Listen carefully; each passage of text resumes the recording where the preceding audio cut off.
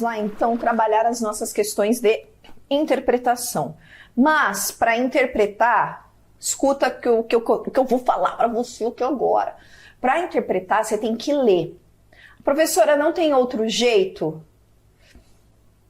Meu filho, é a mesma coisa que eu falar para você assim, olha, para viver você tem que tomar água. Professora, não tem outro jeito de viver sem tomar água? Eu vou falar, não. Meu filho, a vida é uma interpretação. Você interpreta pessoas, você interpreta textos, placas, olhares. A gente interpreta tudo. Então não vem me dizer que não preciso. Precisa sim. Tem que fazer a leitura. E eu vou te dizer, leitura expande o pensamento. Leitura aumenta a tua capacidade, a tua inteligência. Então larga de ser preguiçoso e vamos. Como é que a gente vai fazer? Deixa eu abrir aqui. Vamos para o nosso texto. Vamos lá. O cinzeiro, Mário Viana. Primeira coisa, quando a gente tem, vamos identificar o gênero, tá? Quando a gente tem aqui, ó, uma colocação do nome nesse recuo colocado aqui nesse canto direito do nosso texto, isso nos indica que é o pensamento dele, é o pensamento desse cara, é o que ele pensa, é o que ele acha. Certo? Então é um texto que mostra determinado posicionamento, determinada maneira de enxergar o mundo. E aí a gente tem algumas possibilidades. Pode ser uma crônica, pode ser um artigo de opinião, pode ser um ensaio, tá? Então eu tenho algumas possibilidades por causa simplesmente dessa construção dessa forma. Vamos lá. Procura-se um martelinho de ouro. Aceitam-se indicações de profissionais pacientes e com certa delicadeza para restaurar um cinzeiro que está na família há mais de 5 décadas. Não se trata de joia de valor financeiro incalculável, mas de uma peça que teve seus momentos úteis nos tempos em que muita gente fumava. Hoje é apenas o símbolo de uma época. Bom, o que a gente tem aqui?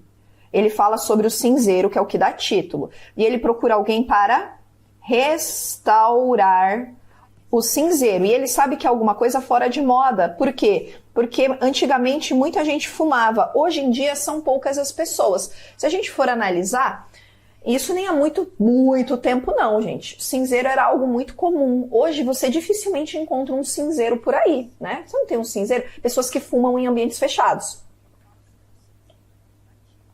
Fumar já é uma coisa meio que over. E aí cinzeiro ainda em ambiente fechado já é uma coisa bem antiquada, né? Então o texto já começa falando sobre isso. Arredondado e de alumínio. O cinzeiro chegou lá em casa porque meu pai o ganhara de presente de seu patrão, o empresário Baby Pinhatari, como ficou mais conhecido o napolitano Francisco Matarazzo Pinhatari.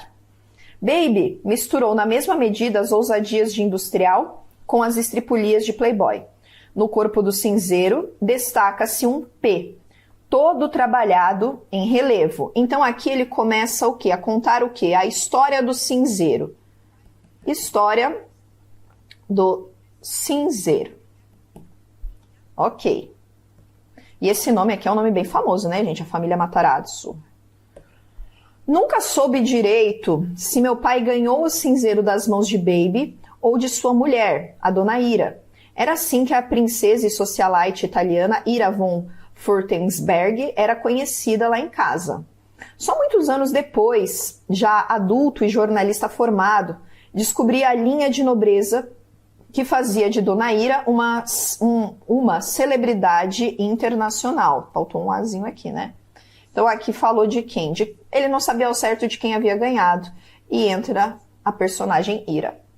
Isso daqui marca uma adaptação do texto, retirada de um trecho do texto. Pois esse objeto já passou pelas mãos de uma princesa italiana, mas principessa, que diacho, despencou outro dia do 12º andar até o térreo. Amassou, coitado. A tampa giratória ficou toda prejudicada e o botão de borracha que era pressionado também foi para o devido beleléu. Veja só, esse objeto já passou pelas mãos de uma princesa, de uma princesa italiana, despencou outro dia do 12º andar até o térreo. Então, olha só, isso aqui já foram o quê? Os acidentes sofridos por esse objeto, certo? Opa, duplicou aqui, Brasil. Mesmo assim, não acredito em perda total. Tenho fé em que um bom desamassador dê um jeito e devolva o cinzeiro, se não a seus dias de glória, pelo menos a uma aparência menos miserável. É o símbolo de uma trajetória, afinal de contas. Há que se respeitar isso. Então aqui é a esperança dele, de consertar, certo? Praticamente aposentado, a maioria dos meus amigos e eu deixamos de fumar. O cinzeiro ocupava lugar de destaque na memorabilia de meu hipotético museu pessoal. Memorabilia, ou seja, mobília de memória, né? Provavelmente seja isso. Aquele que todos nós criamos em nosso pensamento mais secreto, com um acervo repleto de pequenos objetos desimportantes para o mundo. Pequenos objetos desimportantes para o mundo. Memorabilia, né? É o que ele coloca. Então, o cinzeiro, ele é o quê? Não é usado, mas é um objeto. Como ele fala, não tem muito valor, mas é algo da família. Cabem nessa vitrine imaginária o primeiro livro sério que ganhamos, com a capa rasgada e meio desmontado. Então, ó, ele vai enumerar o que faz parte desse grupo de objetos, o livro. O chaveiro que alguém especial trouxe de um rolê mochileiro pelos Andes, o chaveiro. O LP com dedicatória de outro alguém ainda mais especial. O LP é o disco, tá? LP. E uma caneca comprada na Disney. O calção usado aos 2 anos de idade e o velho cinzeiro carente de reparo. Então, esses aqui são os objetos que ele guarda ali na como é que ele colocou? Memorabilia. Ok? A mobília de memória. Fechou?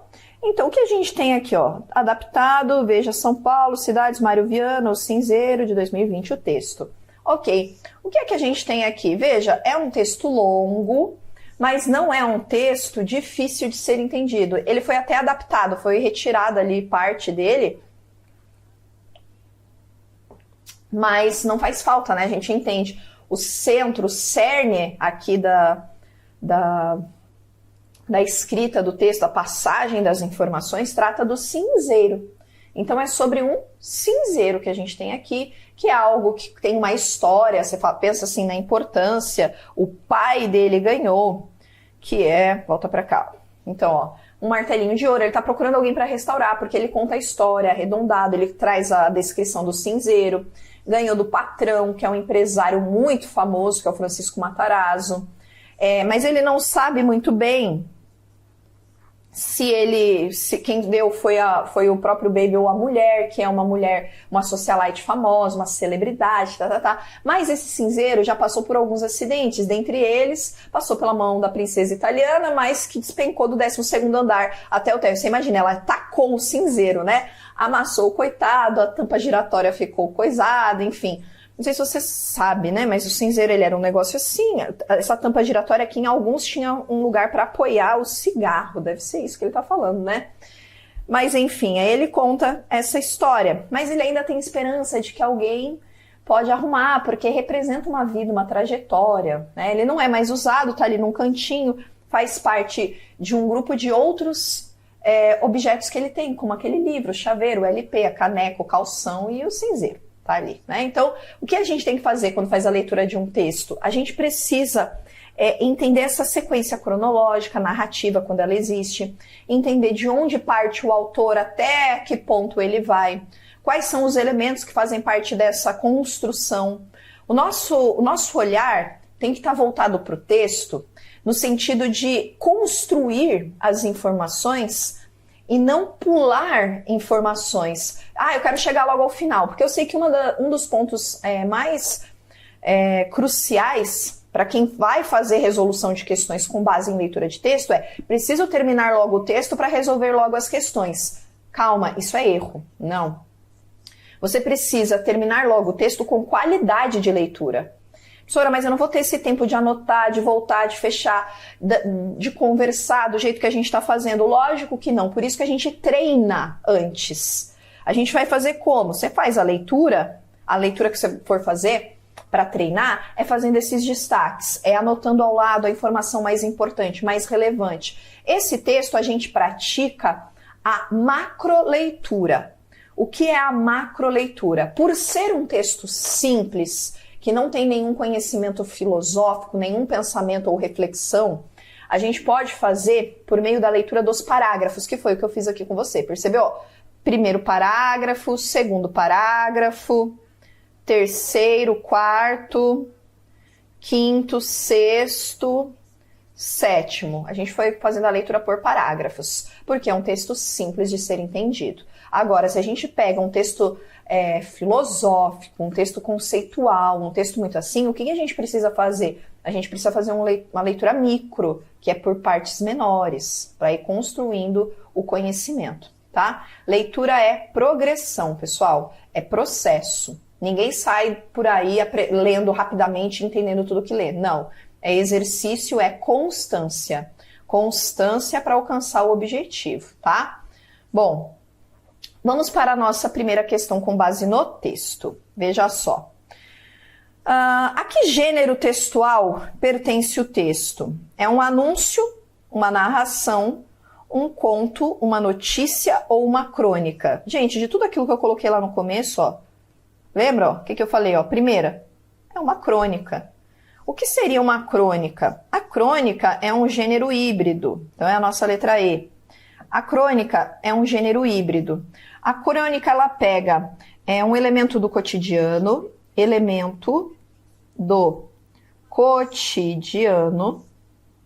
qualquer coisa do cotidiano, algo simples, e ela desenvolve pensamentos mais complexos sobre aquilo. Não que sejam difíceis, tá? Mais complexos no sentido do quê? De mais sentidos. Ela amplia mais sentidos. Ampliação. Então eu pego o quê? Olha só, o que ele fez aqui? Por que se identifica como uma crônica? Ele pega uma situação de um cinzeiro que precisa de uma reforma. É como se eu olhasse qualquer objeto e pensasse assim, ó, nossa, deixa eu pegar um negócio, sei lá, minha cuia de chimarrão. Nossa, tá quebrada aqui. Preciso reformar. Por quê? Porque é um objeto caro. Isso aqui foi do meu pai, que foi da minha mãe, que foi do meu avô, que foi do não sei o quê. E a partir desse elemento, eu construo essas reflexões, esses pensamentos. Aí eu falo, olha, essa cuia ela é antiga, essa cabaça veio lá do sul do Brasil, de um grupo de viajantes que fazia não sei o quê, sabe? Eu começo a ampliar de um objeto, de uma situação. Aqui foi de um objeto, mas pode ser de uma situação, de uma vivência, de uma experiência, de alguma coisa. A gente consegue ampliar. A crônica faz isso.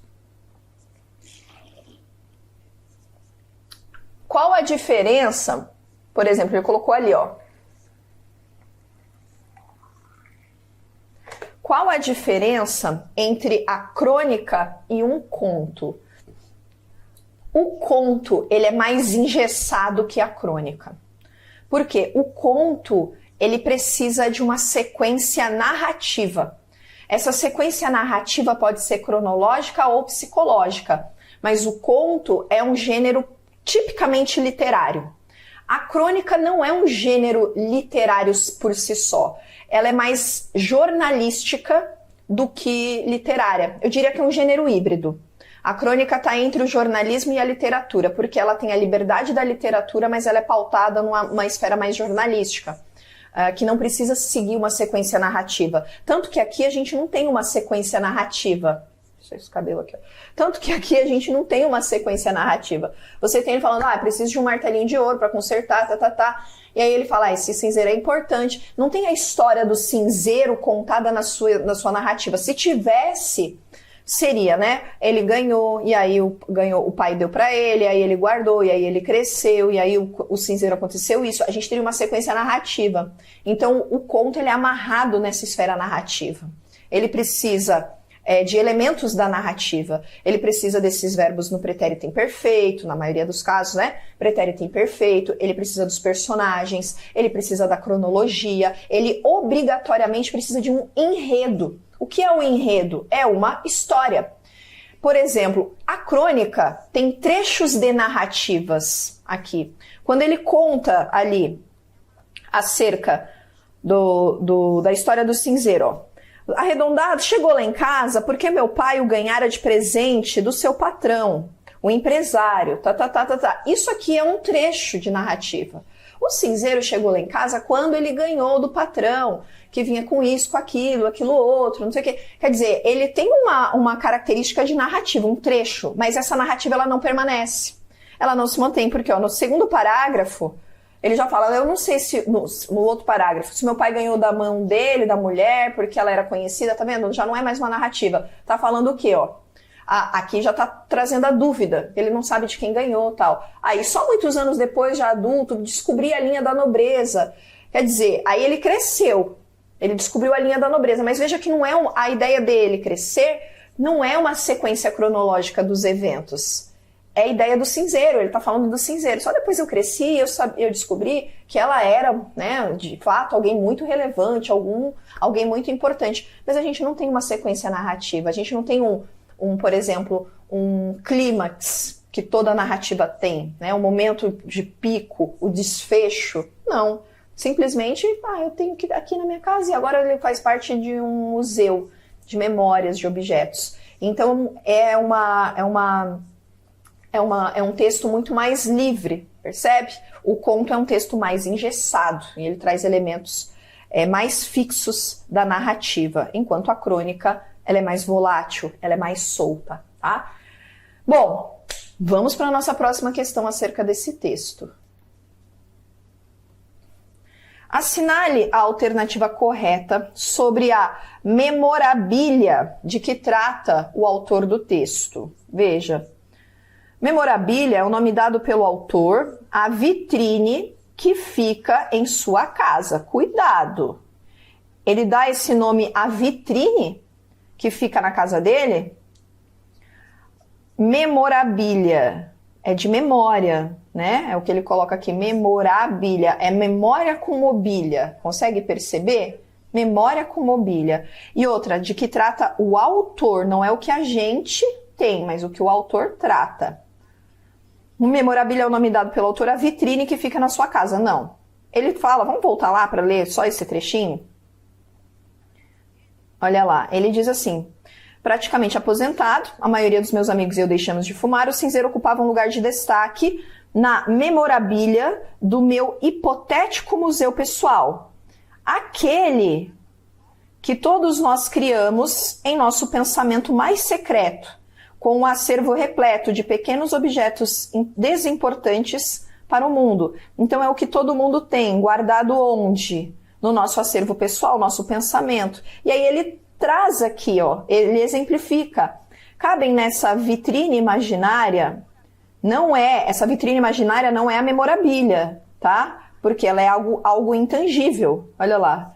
É aquele que todos nós criamos em nosso pensamento, porque o nome já nos remete. Memória, tá?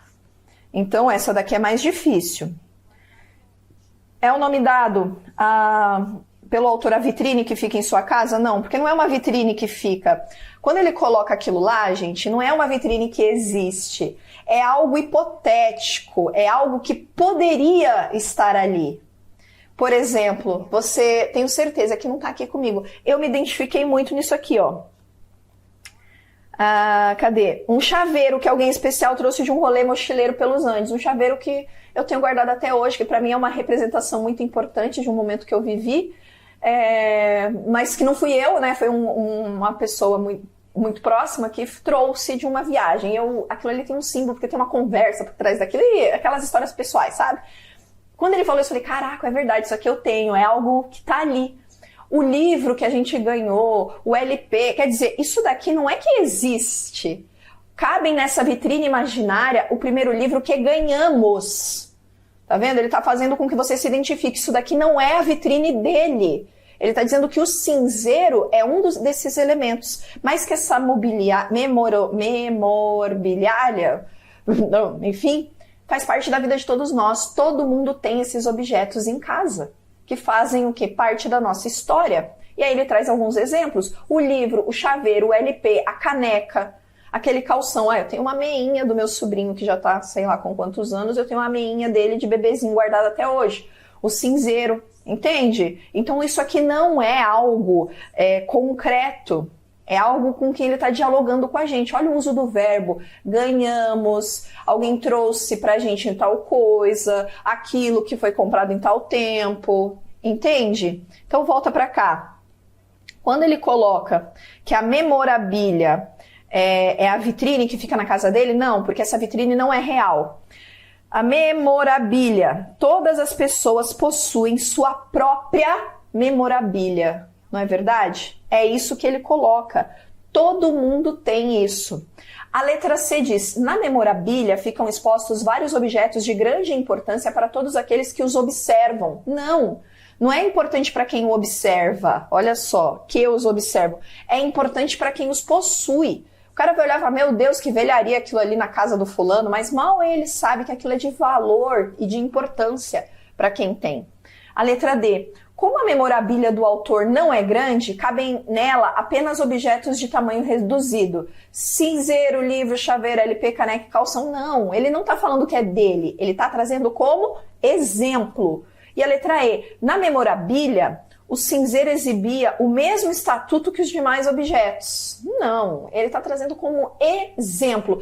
Essa questão aqui é justamente para ver se você entendeu o que o autor quis dizer. A vitrine não é uma vitrine real, é uma vitrine da nossa cabeça. É algo da nossa memória, que traz lembrança, que traz importância. E para ele, era o cinzeiro. Para a gente pode ser qualquer outra coisa. É o que ele coloca, ok? A alternativa correta é a nossa letra B, de Brasil. Volta para cá. Em relação ao texto, é correto afirmar que... Veja, correto. O que é correto afirmar em relação ao texto? O narrador procura um profissional que conserte o seu cinzeiro, porque este possui alto valor financeiro e emocional? Valor financeiro, não. Como o cinzeiro já não era mais utilizado, já que ninguém mais fumava na casa do narrador, este não tinha pressa em consertá-lo. Em nenhum momento a gente encontra isso no texto, que ele não tinha pressa em consertá-lo. Letra C. O cinzeiro foi entregue pessoalmente ao pai do narrador por Baby Pinhatari. Por isso, o objeto tinha a letra P em relevo. Veja, a gente não tem como dizer foi entregue pessoalmente ao pai por Baby Pinhatari, porque depois ele fica na dúvida se foi a Dona Ira. E o narrador não tem total certeza de que o concerto do cinzeiro fará com que este, deve ser isso aqui, né? Fará com que este retorne exatamente ao que era antigamente. Exato, ele não tem certeza. O cinzeiro está na família do narrador desde os anos 50. Tem que voltar lá, né? Desde os anos 50. Arredondado... A medida, não dá para saber, né? Fala aqui só do ganhar o cinzeiro, presente do patrão. Fala só da data do nascimento. Não dá para saber. Então é verdade isso aqui. Então a gente tem que afirmar de acordo com o texto. A alternativa correta é a nossa letra D. O narrador não tem total certeza, né, de que aquilo vai funcionar ou não, se vai dar certo o concerto do cinzeiro. Fechou? Então percebe, o que eu vou dizer a você, a mais difícil desse texto é a 2, essa questão da memorabilia. Por quê? Porque ele apresenta reflexões, pensamentos sobre uma determinada situação que é compartilhada por todos nós. Essa primeira é uma questão mais associada a gênero, identificação de gênero textual. A segunda, o entendimento do texto, que seria interpretação. E essa terceira seria a compreensão do texto, porque a compreensão é aquilo que está explícito, claramente colocado. Então, o Instituto OCP é bem completo. trabalha com a teoria textual, gênero, tipologia, informações que fazem parte da construção textual, trabalha com a interpretação daquelas informações que a gente precisa entender o texto para chegar a elas, e trabalha com a compreensão, que é a informação explícita no texto. Muito bem criado, muito bem feito. E não é dificílimo, concorda? Não é dificílimo. Bom, vamos para o próximo texto. Dá aquela esticadinha aí. Vamos para o nosso próximo texto. Vamos dar uma olhada aqui para ver que texto é esse. Ética profissional. O que é e qual a sua importância? Bom, vai falar sobre ética profissional e pelo menos o que a gente tem que esperar são duas respostas. O que é e a importância da ética profissional. Certo? Então, vamos lá. Ética profissional já começa respondendo, um dos critérios mais valorizados no mercado de trabalho. Mas não falou, né? Falou que é um critério valorizado. Ter uma boa conduta no ambiente de trabalho pode ser o passaporte para uma carreira de sucesso. Mas afinal, o que define uma boa ética profissional e qual a sua importância? Acompanhe. Aqui é só o quê? Uma chamada para o texto. Opa! Só uma chamada para o texto, resolver nada. A vida em sociedade, que preze e respeita o bem-estar do outro, requer alguns comportamentos que estão associados à conduta ética de cada indivíduo. A ética profissional é composta pelos padrões e valores da sociedade, e do ambiente de trabalho que a pessoa convive. Ixi, já tá ruim isso aqui com relação à regência. Porque, os valores da sociedade e do ambiente de trabalho em que a pessoa convive. E seria da sociedade que a pessoa convive, em que seria o correto, mas tudo bem. No meio corporativo, a ética profissional traz maior produtividade e integração dos colaboradores. E, para o profissional, ela agrega credibilidade, confiança e respeito ao trabalho. Então, aqui temos o que ela faz, né? Ela traz, qual é a consequência dela? Consequência. No meio corporativo, produtividade, integração, credibilidade, confiança, respeito ao trabalho. Contudo, há ainda muitas dúvidas acerca do que é ética. Por isso, antes de falar sobre ética profissional, é importante entender um pouco sobre o que é ética e qual a diferença entre ética e moral. Confira. Então, veja, aí a gente tem mais uma vez, né? Só falando o que é ética, e que ela é importante para a esfera, mas aqui ela vai falar, eles vão fazer a diferença entre ética e moral. Gente, ética e moral são elementos que se confundem ao longo da história, ao longo do tempo. As pessoas acabam utilizando ética e moral como sinônimos, mas fazem parte de elementos que são diferentes. Né? Por quê? Porque vivemos em grupos sociais que passam por transformações ao longo do tempo, ao longo dos anos. Grupos que fazem parte de culturas diferentes. Então, para nós, o que é desprovido de moral, para outras pessoas apresenta moral, por exemplo. O que para outras pessoas é amoral ou imoral, para a gente tudo bem, ok, né? Então isso é muito variável, então a gente tem que entender essa diferença, é o que o texto está falando aqui. Antes de falar de ética profissional, você tem que entender o que é ética, para que você não confunda com aquilo que é moral. Então vamos lá. O que é ética? Começa aqui. A palavra ética é derivada do grego e apresenta uma transliteração de duas grafias distintas. Ethos, que significa hábito, costumes, e ethos, que significa morada, abrigo protetor. Então eu tenho duas grafias distintas, ethos, melhor, né? E ethos. Dessa raiz semântica, podemos definir ética como uma estrutura global que representa a casa feita de paredes, vigas e alicerces, que representam os costumes. Assim, se esses costumes se perderem, a estrutura enfraquece e a casa é destruída. Então é uma casa de costumes. Vamos pensar assim, de modo bem, do jeito que está colocado aqui no texto, ok? Em uma visão mais abrangente e contemporânea, podemos definir ética como um conjunto de valores e princípios que orientam o comportamento de um indivíduo dentro da sociedade. Isso aqui é o quê? É mais atual, a definição.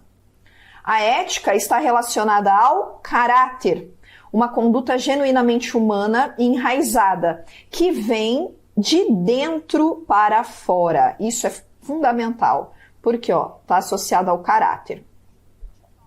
Embora ética e moral sejam palavras usadas muitas vezes de maneira similar, ambas possuem significados distintos. A moral é regida por leis, regras, padrões e normas que são adquiridos por meio da educação, do âmbito social, familiar e cultural, ou seja, algo que vem de fora para dentro. Então, a moral vem de fora, a ética vem de dentro.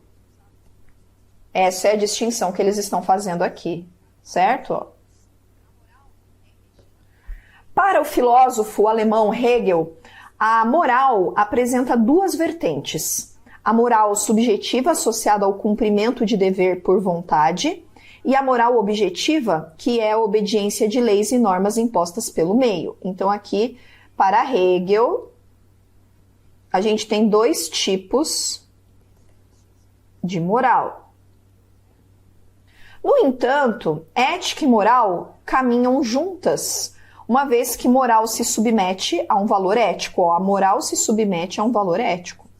Dessa forma, uma ética individual, quando enraizada na sociedade, passa a ter um valor social, que é instituído como uma lei moral. Então, vem de dentro e passa para o todo, tá vendo? Do indivíduo para o coletivo.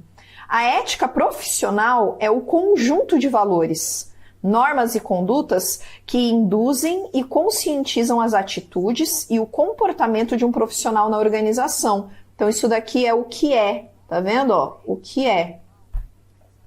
O que ele colocou nesse parágrafo anterior é muito importante. Então, vem do individual, vem do Eita,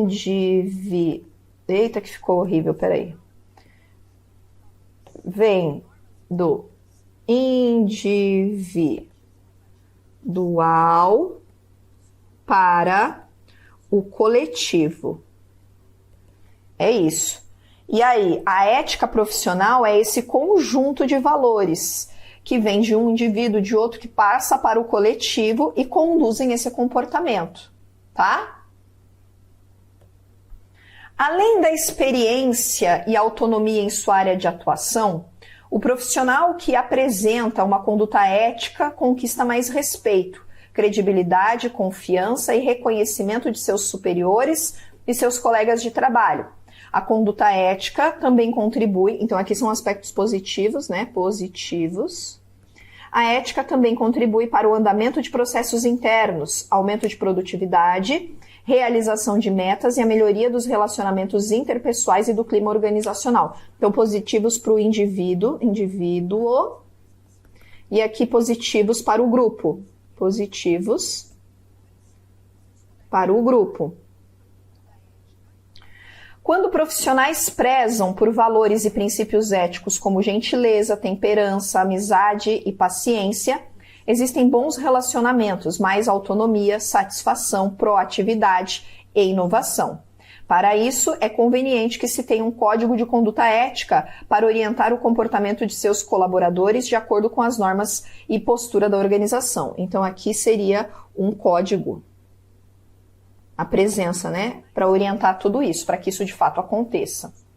Cultivar a ética profissional no ambiente de trabalho traz benefícios e vantagens a todos, uma vez que ela proporciona crescimento a todos os envolvidos. É aquilo que a gente tratou aqui, ó.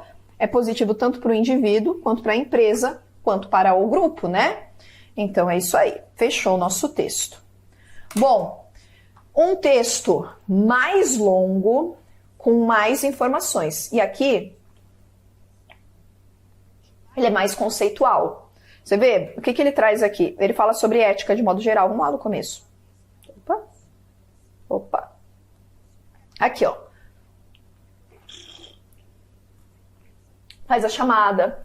Fala que é importante falar sobre ética. Fala que é composta por padrões e valores. mas não chegou ainda a explicar aqui, né? Ok. Que pode trazer consequências positivas. Eu achei que o texto enrolou bastante, sabe? Aqui já estava respondendo o que está lá no final. Mas enfim.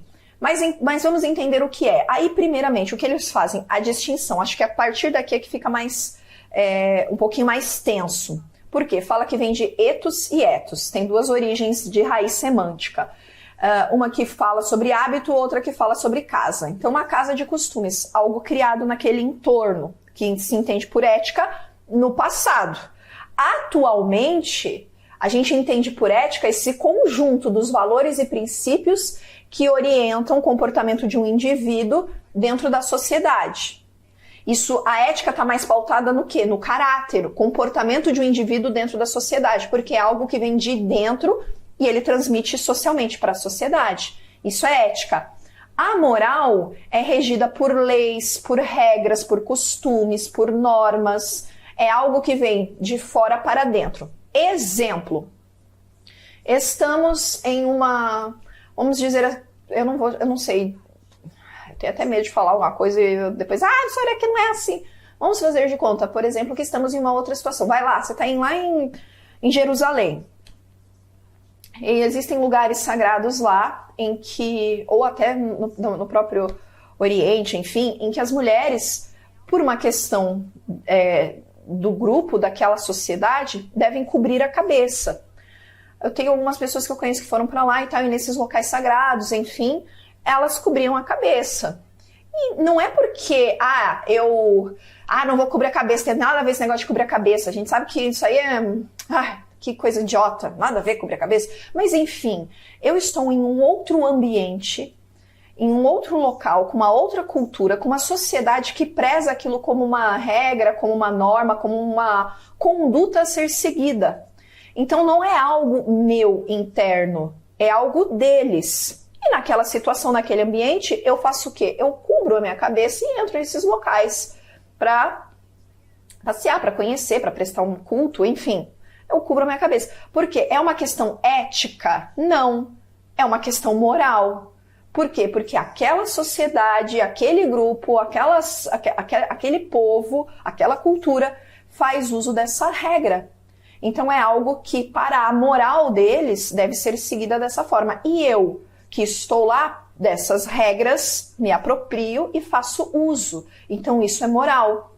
A ética é algo interno, é algo do meu caráter. Por exemplo, posso associar moral e ética a essa situação? Sim. A partir do momento que eu me submeto a uma regra moral simples de ser cumprida, eu mostro o quê? O meu caráter. É algo que por mim tudo bem. Não tem problema, eu não vou macular uma cultura, eu não vou tentar ser melhor, quer dizer que não, eu não preciso disso, querer mudar uma cultura por causa do meu ego. Né? A minha ética diz que, ok, eu vou me adaptar às culturas locais, desde que elas não firam os meus princípios, os meus valores, que é o que acontece, e farei uso delas, sem problema. Ética é isso. Moral é justamente fazer uso daquilo porque é uma regra daquele ambiente. É isso que o texto está falando, é essa distinção que ele apresenta. Aí ele tenta trazer um pouco mais de complicação, porque ele traz o Hegel e fala sobre a moral subjetiva e a moral objetiva.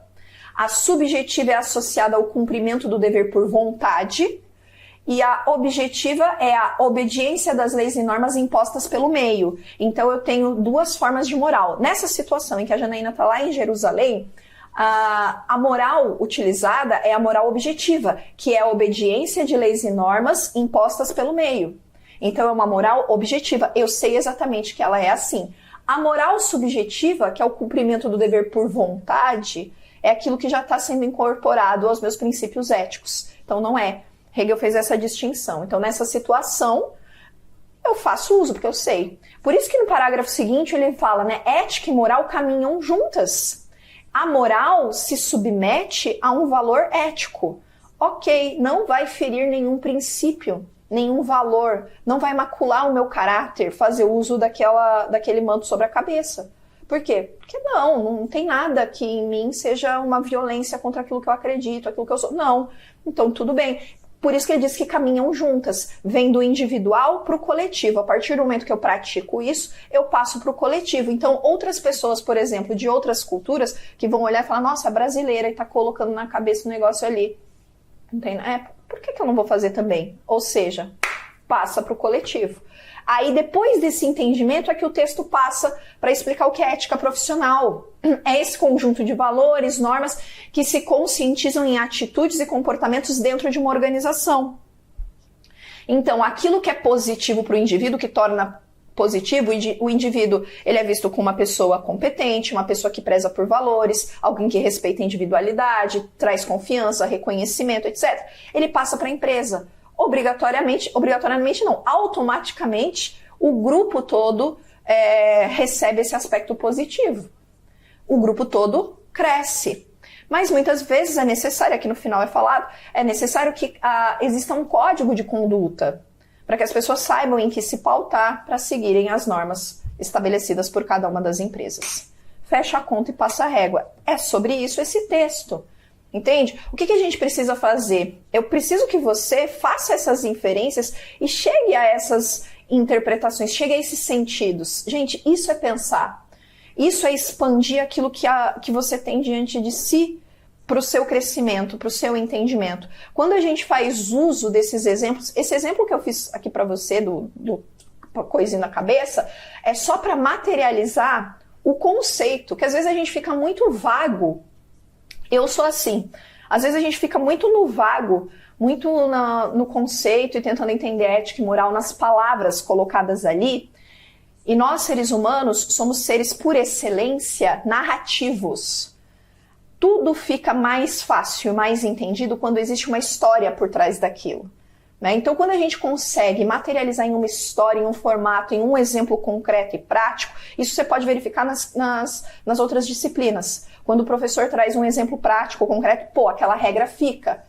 A mesma coisa acontece com leitura de texto. Quando a gente tem texto muito conceitual, a gente precisa materializar para tirar dele aquilo que é o essencial para o nosso entendimento. Então, isso serve para a vida. Isso é entender texto. Ok? Vamos lá. Vamos então para a nossa primeira questão sobre esse texto. Deixa eu pegar aqui meu chimarrão, deixa eu ver.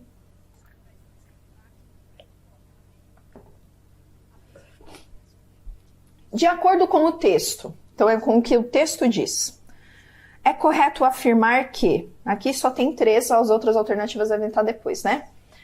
Ética e moral possuem significados semelhantes. Tanto a ética quanto a moral estão associadas ao estudo de valores que orientam o comportamento humano em sociedade.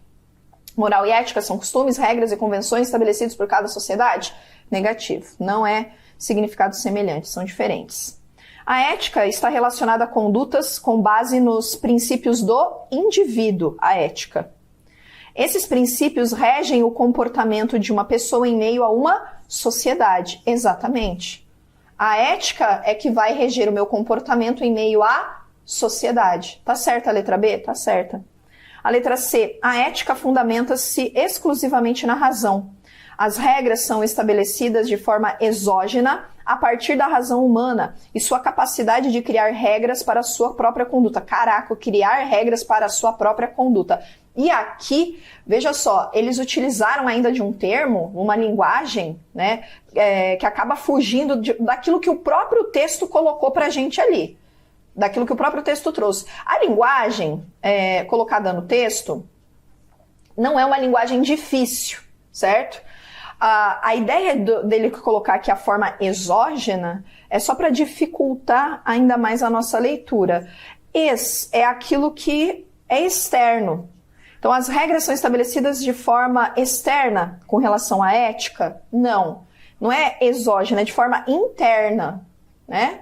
Então, não é de fora para dentro. Fora para dentro, é o contrário.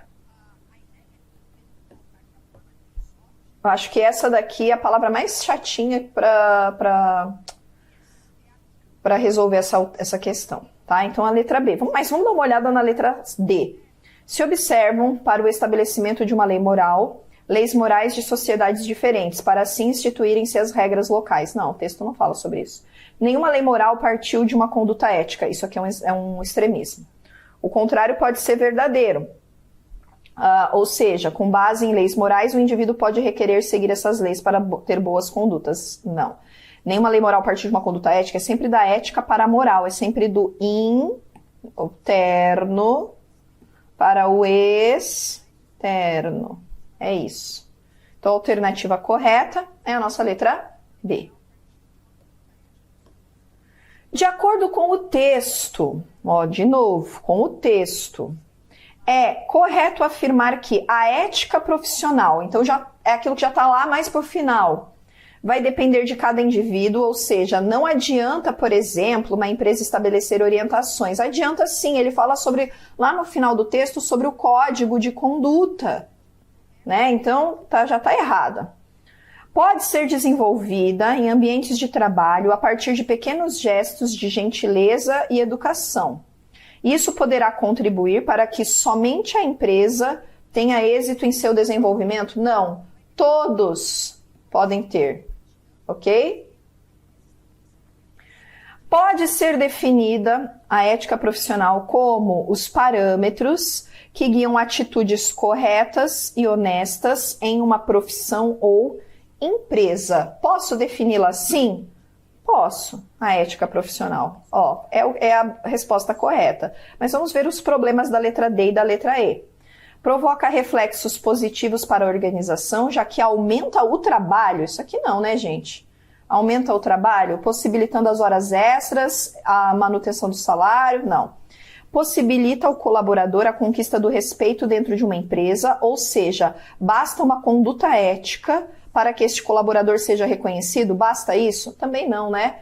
É um exagero. É o que aqui? Um extremismo. Então, a alternativa correta é a nossa letra C, a nossa questão número 5.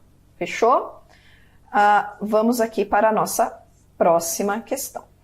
Espera aí, Brasil. Vai lá. Observe os verbos em destaque nas expressões a seguir e assinale a alternativa que apresenta o elemento de comunicação a que o autor do texto procura dar ênfase. Veja só. É para a gente olhar os verbos e verificar para quem o autor dá ênfase, neste caso.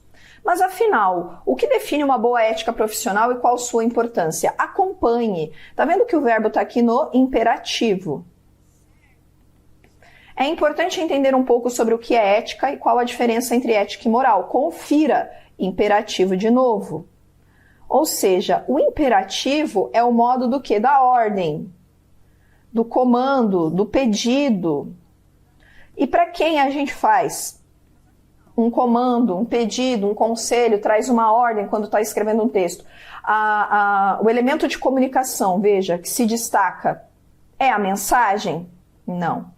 É o código, ou seja, a escrita? Não. É o emissor, aquele que está escrevendo? Não. É o interlocutor, ou seja, aquele que é o leitor, nosso referente? Sim.